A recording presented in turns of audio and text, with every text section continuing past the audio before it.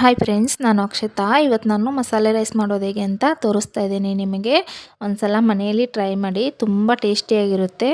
ಇಲ್ಲಿ ಒಂದು ಮಿಕ್ಸಿ ಜಾರಿಗೆ ಒಂದು 4 ಹಸಿಮೆಣಸಿನ್ಕಾಯಿ, ಒಂದು ಟೊಮೆಟೊ, ಒಂದು ಸ್ವಲ್ಪ ಪುದೀನ, ಕೊತ್ತಂಬರಿ, ಒಂದು ಅರ್ಧ ಈರುಳ್ಳಿ, 1 ಇಂಚು ಶುಂಠಿ, ಒಂದು ಸ್ವಲ್ಪ ಬೆಳ್ಳುಳ್ಳಿ ಮತ್ತು 1 ಸ್ಪೂನು ಜೀರಿಗೆಯನ್ನು ಹಾಕಿ ಒಂದು ಸ್ವಲ್ಪ ನೀರನ್ನು ಹಾಕಿ ಸ್ಮೂತ್ ಪೇಸ್ಟ್ ಮಾಡಿಕೊಳ್ಳಿ. ಇದನ್ನು ಇವಾಗ ನಾನು ಒಂದು 4 ಗ್ಲಾಸು ರೈಸ್ ತೊಗೊಂಡಿರೋದು. ಇವಾಗ ಅದನ್ನು ನೀಟಾಗಿ ವಾಶ್ ಮಾಡಿಕೊಳ್ಳಿ ಒಂದು 2-3 ಸಲ. ಯಾರೆಲ್ಲ ನನ್ನ ವಿಡಿಯೋ ನೋಡ್ತಾ ಇದ್ದೀರಾ ಪ್ಲೀಸ್ ಸಬ್ಸ್ಕ್ರೈಬ್ ಆಗಿ. ಹೊಸವಾಗಿ ಯಾರೆಲ್ಲ ಸಬ್ಸ್ಕ್ರೈಬ್ ಆಗಿದ್ದೀರಾ ಎಲ್ರಿಗೂ ಥ್ಯಾಂಕ್ ಯು ಸೋ ಮಚ್. ಇದೇ ಥರ ಸಪೋರ್ಟ್ ಮಾಡ್ತಾಯಿರಿ. ಕೊನೆ ತನಕ ವಿಡಿಯೋ ಸ್ಕಿಪ್ ಮಾಡದೆ ನೋಡಿ. ಇವಾಗ ನಾನು 1 ಸ್ಪೂನ್ ತುಪ್ಪವನ್ನು ಹಾಕ್ಕೊಳ್ತಾ ಇದ್ದೀನಿ. ಒಂದು 4 ಸ್ಪೂನು ಎಣ್ಣೆ ಹಾಕ್ಕೊಳ್ಬೇಕು. ಒಂದು 3-4 ಪಲಾವ್ ಎಲೆ ಹಾಕ್ಕೊಳ್ಳಿ. ಮಸಾಲೆ ಐಟಮ್ಸ್ ಬಿರಿಯಾನಿದಿರುತ್ತಲ್ಲ ಅದನ್ನು ಒಂದು ಸ್ವಲ್ಪ ಹಾಕ್ಕೊಳ್ಳಿ. ಇವಾಗ ಈ ಥರ ಆನಿಯನ್ ಕಟ್ ಮಾಡಿದ್ದೀನಿ, ಅದನ್ನು ಒಂದು ಸ್ವಲ್ಪ ಹಾಕ್ಕೊಳ್ಳಿ. ಒಂದು ಈರುಳ್ಳಿ ಇದು. ಇವಾಗ ಚೆನ್ನಾಗಿ ಮಿಕ್ಸ್ ಮಾಡಿಕೊಳ್ಳಿ. ಕರಿ ಲೀವ್ಸ್ ಹಾಕ್ಕೊಳ್ಳಿ ಮತ್ತು ಚೆನ್ನಾಗಿ ಮಿಕ್ಸ್ ಮಾಡಿಕೊಳ್ಳಬೇಕು. ಇದನ್ನು ಗೋಲ್ಡನ್ ಬ್ರೌನ್ ಬರೋ ತನಕ ಫ್ರೈ ಮಾಡಿಕೊಳ್ಳಿ.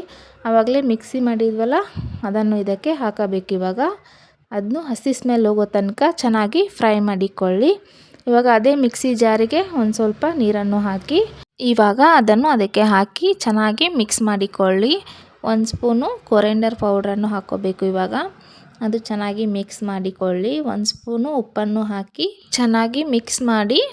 ಇವಾಗ ಈ ಥರ ಕುದೀತಾ ಇದೆಯಲ್ಲ, ಇವಾಗ ಕರೆಕ್ಟಾಗಿದೆ. ಆಯಿಲೆಲ್ಲ ಮೇಲೆ ಬಿಟ್ಕೊಂಡಿದೆಯಲ್ಲ, ಚೆನ್ನಾಗಿ ಅನಿಸುತ್ತೆ. ಒಂದು ಸಲ ಟ್ರೈ ಮಾಡಿ ಹೇಗೆ ಬಂದಿದೆ ಅಂತ ಕಮೆಂಟಲ್ಲಿ ತಿಳಿಸಿ. ಇವಾಗ ರೈಸ್ ತೊಳೆದಿಟ್ಟಿದ್ವಲ್ಲ ಅದನ್ನು ಇದಕ್ಕೆ ಹಾಕಿ ಮತ್ತು ಚೆನ್ನಾಗಿ ಮಿಕ್ಸ್ ಮಾಡಿಕೊಳ್ಳಬೇಕು. ಇವಾಗ ಅದಕ್ಕೆ ನೀರನ್ನು ಹಾಕಬೇಕು.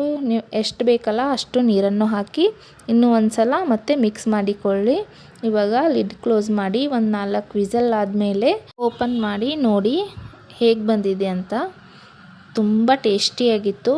ಮನೇಲಿ ಏನೂ ಇಲ್ಲ ಅಂದರೆ ಇದೊಂದು ಮಾಡಿದರೆ ಸಾಕು, ಎಲ್ಲರೂ ತಿಂತಾರೆ, ಅಷ್ಟು ಚೆನ್ನಾಗಾಗಿರುತ್ತೆ. ಒಂದು ಸಲ ನೀವು ಟ್ರೈ ಮಾಡಿ ನನಗೆ ಕಮೆಂಟಲ್ಲಿ ತಿಳಿಸಿ ಹೇಗೆ ಬಂದಿದೆ ಅಂತ. ನೋಡಿ ಹೇಗೆ ಬಂದಿದೆ ಅಂತ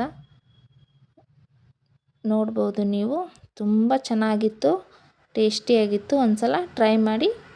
ಕೊನೆ ತನಕ ನನ್ನ ವಿಡಿಯೋ ನೋಡಿ ಸಪೋರ್ಟ್ ಮಾಡಿದ ಎಲ್ರಿಗೂ ತುಂಬ ಥ್ಯಾಂಕ್ಸ್. ಇದೇ ಥರ ಸಪೋರ್ಟ್ ಮಾಡ್ತಾಯಿರಿ.